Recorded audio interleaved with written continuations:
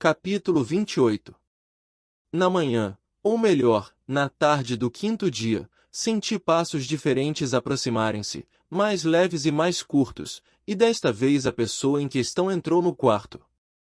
Era Zila, envolta no seu chale vermelho, de touca de seda preta na cabeça e um cabaz enfiado no braço.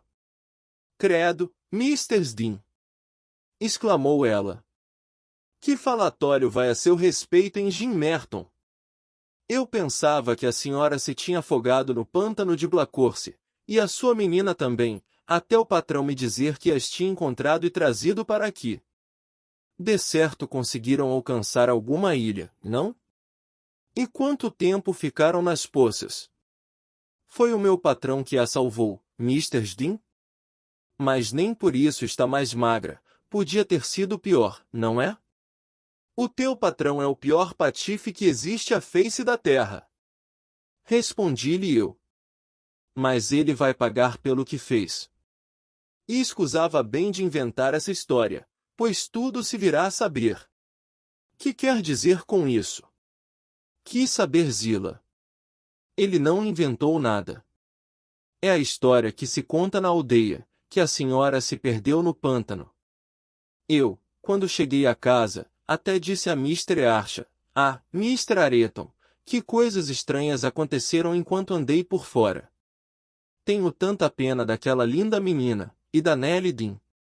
E ele olhou-me espantado e eu pensei que não soubesse de nada e contei-lhe os rumores que corriam em Jim Merton. O patrão ouviu, sorriu-se e disse: "Se elas estiveram no pântano, já de lá saíram, Zila. A Nelly Dean está, neste preciso momento, no teu quarto. Quando subires, podes dizer-lhe que saia. Aqui tens a chave." A água do pântano deu-lhe a volta ao miolo e ficou a imaginar coisas. Mantive-a aqui fechada até que recuperasse o juízo. Podes mandá-la para a granja, se ela estiver capaz, e leva-lhe um recado da minha parte, que a menina seguirá para lá a tempo de assistir ao funeral do pai. Mr. Edgar morreu? Balbuciei, Zila, Zila. Não, não. Sente-se, Mr. Dean. Vê-se que ainda está doentinha, disse ela. Mr. Edgar não morreu. O Dr. Kenneth pensa que ele pode durar ainda mais um dia. Encontrei-o na estrada e perguntei-lhe. Em vez de me sentar, peguei nas minhas coisas e saí pela porta fora, já que o caminho estava livre. Ao entrar na sala, olhei em volta tentando encontrar alguém que me informasse do paradeiro de Catherine. O aposento estava inundado de sol e a porta escancarada, mas não se via viva alma. Enquanto hesitava entre sair dali de imediato ou voltar atrás para procurar a minha menina, a minha atenção foi atraída por uma tossidela vinda das bandas da lareira. Aproximei-me. Deitado no banco, Linton, a única presença na sala, chupava um pauzinho de rebuçado e seguia os meus movimentos com um olhar apático. "Onde está Miss Catherine?" Inquiri severamente, pensando que poderia assustá-lo a ponto de obter dele alguma informação, agora que o apanhava sozinho. Ele continuou a chupar o rebuçado, inocentemente. "Foi-se embora?" Insisti eu. "Não", respondeu. "Está lá em cima, ela não pode ir para casa, nós não deixamos." "Qual não deixam, seu idiota?" exclamei. "Leve-me já ao quarto dela, ou chego-lhe a roupa ao pelo." "O meu pai é que lhe chega-se a roupa ao pelo, se tentar lá entrar", replicou. "Ele diz que eu não devo ser brando com a Catherine, pois ela é minha mulher e é vergonhoso que queira abandonar-me. Ele diz que ela me odeia e que quer que eu morra, para poder ficar com o meu dinheiro, mas isso ela não há de conseguir, e também não voltará para casa. Nunca mais. Pode chorar e adoecer à vontade." E prosseguiu a sua ocupação anterior, fechando os olhos, como se tencionasse dormir. Master Atif tornei eu já se esqueceu de toda a bondade de Catherine para consigo, no inverno passado, quando o menino afirmou que a amava. E quando ela trouxe livros e cantou para si e mais de uma vez enfrentou o vento e a neve só para o vir. Chegava a chorar se falhasse uma única noite, pois sabia que o menino ficaria desapontado. Nessa altura achava que ela era 100 vezes melhor que o menino. E, agora, acredita nas mentiras que o seu pai lhe conta, mesmo sabendo que ele vos detesta ambos? E o menino aliado ao seu pai contra ela. Bonita gratidão a sua, não haja dúvida. Os cantos da boca de Linton descaíram e ele afastou dos lábios o chupa-chupa. Acha que Catherine veio ao alto dos vendavais porque o odiava? Continuei. Ora, pense pela sua cabecinha. Quanto ao seu dinheiro, ela nem sabe se o menino alguma vez terá algum. Disse que ela está doente, no entanto, deixou-a sozinha lá em cima numa casa estranha. E logo o menino, que sabe o que é sentir-se abandonado. Quando se queixava dos seus sofrimentos, ela sofria por si, e agora o menino não tem pena dela. Eu, que sou velha e não passo de uma criada, choro por ela, como vê, e o menino, depois de fingir uma grande afeição e tendo tantas razões para adorar, guarda todas as lágrimas para si e fica aí deitado, muito calmo. Ah, o menino é um egoísta sem coração. Não consigo estar ao pé dela, afirmou o contrariado. Prefiro ficar sozinho.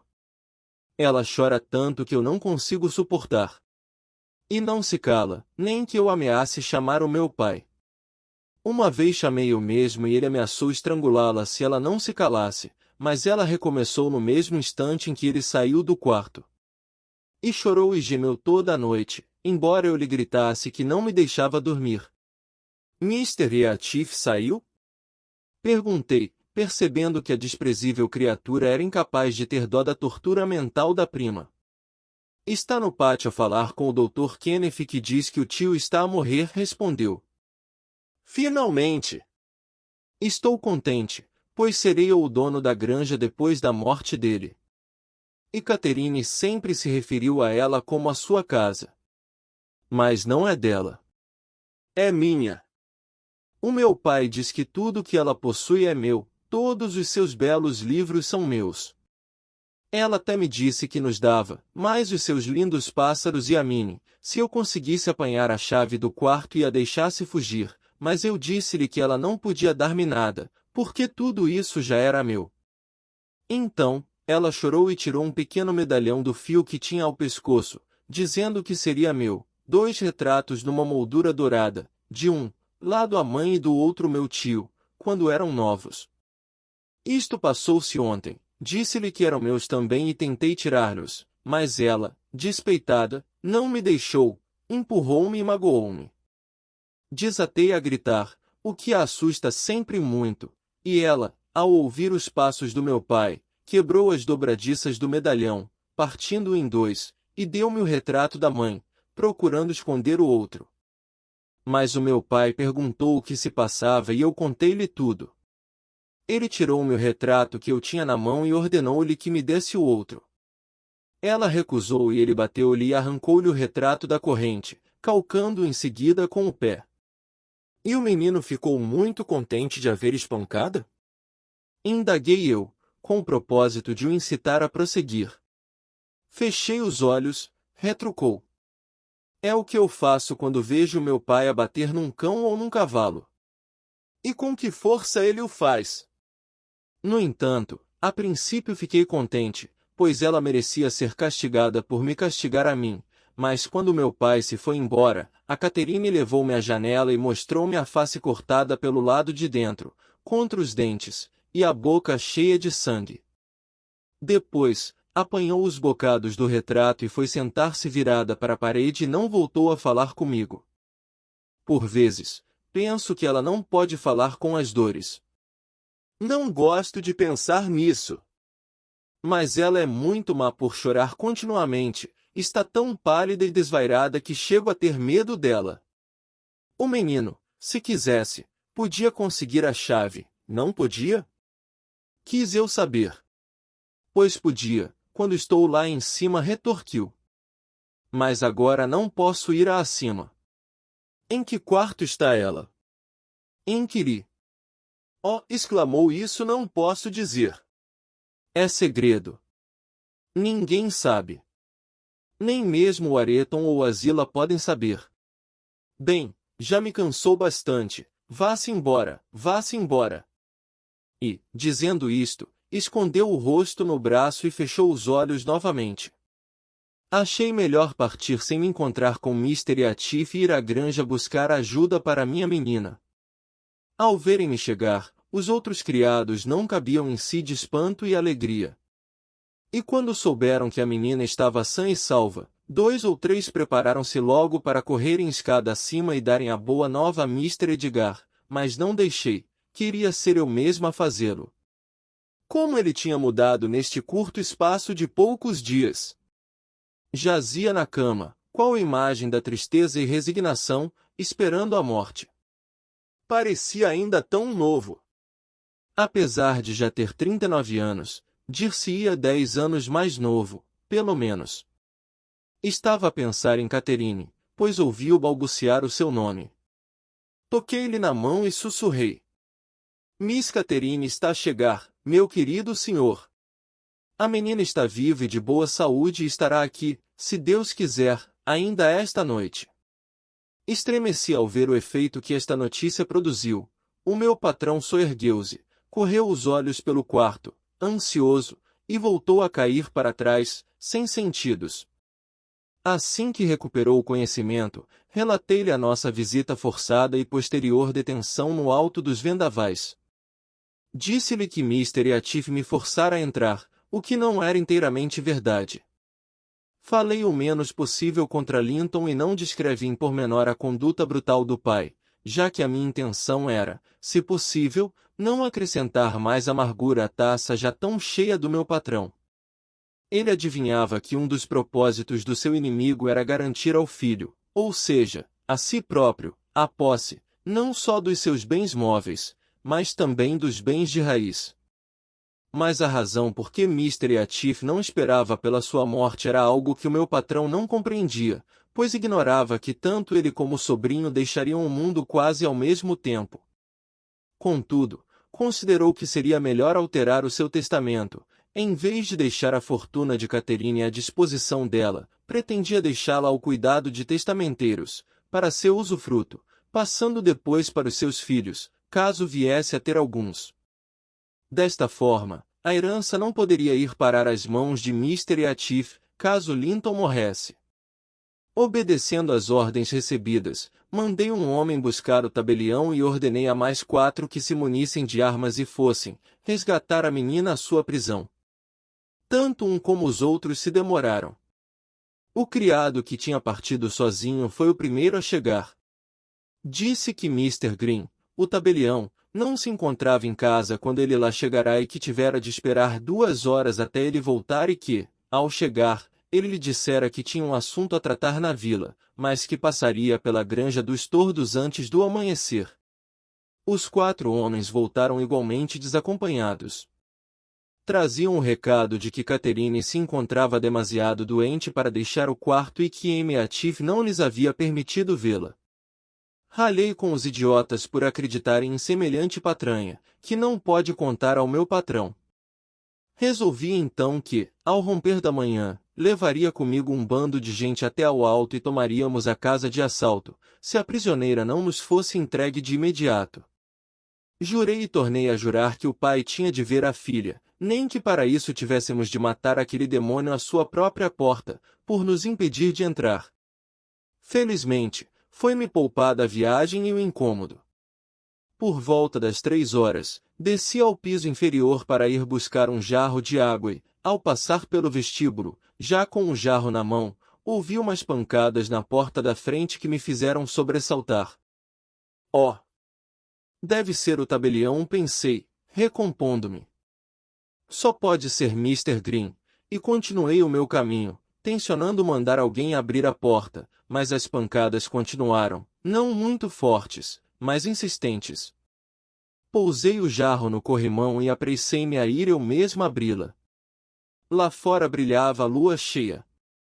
Afinal, não era o tabelião. Era minha querida menina que se atirou ao meu pescoço a soluçar. Ellen, Ellen. O Papa está vivo? Está, sim. Afirmei: está sim, meu anjo. Deus seja louvado, a menina está conosco outra vez. Ela quis logo correr pela escada acima e ir ao quarto do pai, mesmo ofegante como estava, mas eu obriguei-a a sentar-se numa cadeira, fui-la beber um pouco de água e lavei-lhe o rosto empalidecido, friccionando-o com um avental para lhe trazer alguma cor às faces. Depois, disse-lhe que era melhor ir eu primeiro dizer a Mr. Edgar que ela chegará e implorei-lhe que se declarasse feliz com Master e a Tiff. Ela olhou-me espantada, mas logo compreendeu o motivo pelo qual a aconselhava a mentir, e prometeu-me que não se queixaria. Eu não suportei assistir àquele encontro. Esperei do lado de fora do quarto durante um quarto de hora e só então entrei, mal me atrevendo a aproximar-me do leito. Mas tudo estava sereno. O desespero de Catherine era tão silencioso como a alegria do pai. Ela amparava-o com aparente serenidade e ele fixava no rosto da filha uns olhos, que pareciam dilatados pelo êxtase. E assim morreu em paz, Mr. Lockwood. Morreu feliz. Beijou a face da filha e murmurou: vou reunir-me a ela, e tu, minha querida filha, um dia te juntarás a nós. Não disse mais nada, não se mexeu mais, continuou com aquele olhar extasiado até que, imperceptivelmente, o seu coração deixou de bater e a sua alma se elevou. Ninguém poderia dizer o momento exato da sua morte, pois não houve um só estremecimento que o denunciasse. Ou porque tivesse já esgotado todas as lágrimas, ou porque a dor fosse tão intensa que lhe refreava o pranto, Catherine ali ficou sentada de olhos enxutos até o romper da aurora, e no mesmo lugar permaneceu até o meio-dia, e ali teria ficado, meditando junto ao leito de morte, se eu não tivesse insistido para que ela descansasse um pouco. Ainda bem que consegui tirá-la de lá, pois à hora do jantar apareceu o tabelião, que havia passado primeiro pelo alto dos vendavais, para receber instruções quanto às medidas a tomar. Tinha-se vendido a Mr. e a Tiff e essa havia sido a causa da sua demora em acorrer ao chamado do meu patrão. Felizmente que esta preocupação não veio atormentá-lo à hora da sua morte, tão feliz estava com a chegada da filha. Mr. Green chamou a si a tarefa de dirigir tudo e todos. Despediu todos os criados, menos eu, e teria usado a autoridade que lhe fora delegada para ordenar que Edgar Linton fosse enterrado, não ao lado da mulher, mas sim na capela, junto da família. Havia, porém, o testamento para impedir tal propósito, bem como os meus protestos veementes contra qualquer infração às suas disposições. O funeral foi realizado à pressa e Catherine, agora Mrs. Linton e a Tiff, teve autorização para permanecer na granja até a saída do féretro. Segundo me contou depois, a sua angústia tinha finalmente compelido Linton a correr o risco de a libertar. Ela tinha ouvido os homens que eu enviará discutirem à porta e adivinhar a resposta de Mr. e a Tiff, o que a deixará desesperada. Linton, que fora mandado lá para cima para a saleta logo que eu o deixará, ficou tão assustado que foi buscar a chave antes que o seu pai voltasse. Teve a astúcia de abrir a porta e deixá-la encostada, tornando a dar a volta à chave. Quando chegou a hora de deitar, pediu que o deixassem dormir no quarto de Areton, o que lhe foi concedido, por essa vez. Catherine escapuliu-se do quarto antes do amanhecer. Não se atrevera a tentar abrir as portas com medo de que os cães dessem o alarme. Percorreu os aposentos desocupados e experimentou as janelas. Por sorte, pôde passar com facilidade pela janela do antigo quarto da mãe, descendo pelo abeto que se encontra encostado à casa e num instante alcançou o jardim. Quanto ao seu cúmplice, acabou por ser castigado pela sua participação na fuga, apesar das manhãs utilizadas.